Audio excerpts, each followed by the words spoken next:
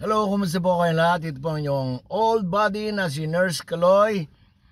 It's reaction time po tayo ngayon tungkol dito sa nagva-viral na sinabi ni VP Sara sa mga Marcoses. At pakinggan din po natin ang nakakasukang pag-reveal o pagpapatotoo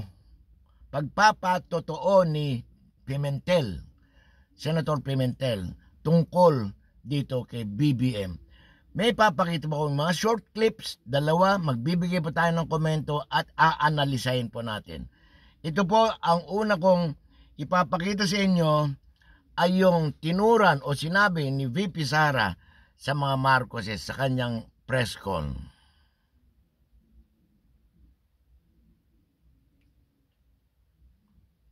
Dali lang po. Hindi ko alam. Pero isang beses sinabihan ko talaga si Senator Amy. Sabi ko sa kanya, kung hindi kayo tumigil, huhukayin ko yung tatay ninyo, itatapon ko siya sa West Philippine Sea. Sinabihan ko si Senator Amy. One of these days, pupunta ako dun, kukunin ko yung katawan ng tatay niyo, tapon ko yan dun sa West Philippine Sea. I don't think sumagot siya. Hindi ko maalala. Nandun pa yun sa group chat. Mayroong mga nakakita. May ibang tao.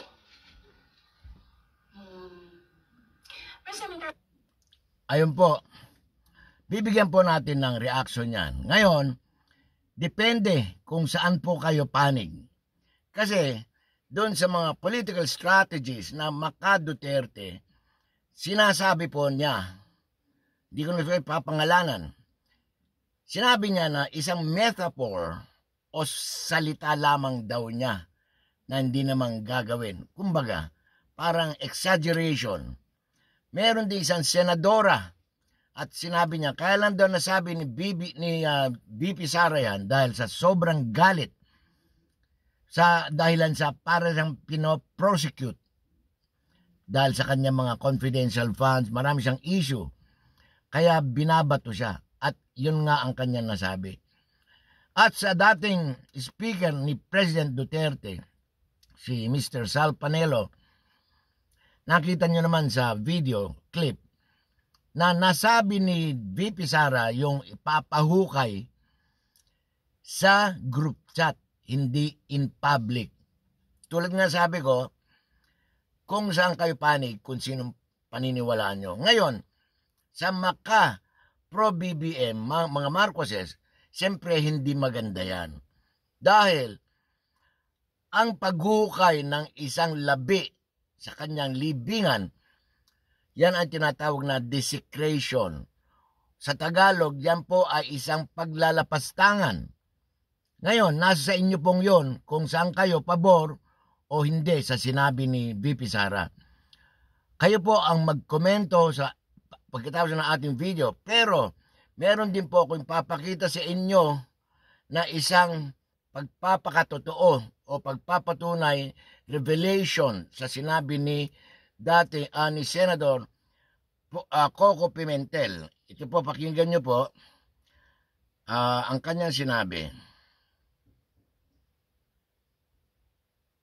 The administration does not use the 30% figure of DSWD, the more accurate figure. Kaya yung plano niya sa 2028, by the time the President exits, 9% na lang daw, single digit na daw ang poverty incidence rate. Kawawa naman kung hindi talaga ma-achieve because he assumed 18 or 22% ng assumption. I'm getting the MTFF assumptions, Mr. President. Paiba-iba. So, eto nga. Kawawa kasi presidente rin, Mr. Presidente. Sa SONA niya, he mentions figures eh.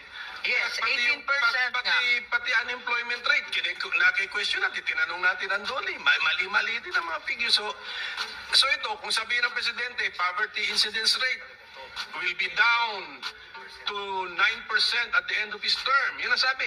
But the starting point is 22%. If the DSWD figures are to be believed, mali. At yung mga kabayan halos pagsisigawan. Yun po.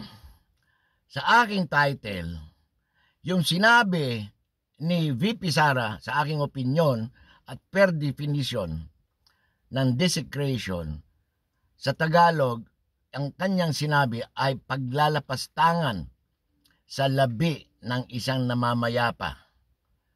Bawal po yon sa moralidad ng tao, lalo sa ating mga Pilipino. Siya ba ay naglalapastangan o nilalapastangan ba niya dahil sa kanyang sinabi or just a metaphor? Ngayon, sa sinabi naman ni Coco Pimentel tungkol kay PBBM, sa kanyang SONA, nangako siya, ibababa ang presyo ng bigas, ang poverty rate o yung kahirapan ng tao ay bababa from 22 to 9% na lang at the end of his term sa 2028. Para sa akin, o kayo, anong sabi niyo? Hindi ba paglalapastangan, pagsisinungaling, pangako na hindi naman natutupad? Ano sa palagay niyo? Mag-comment po kayo sa ating video at maraming salamat sa panonood. Please do subscribe. Maraming salamat po.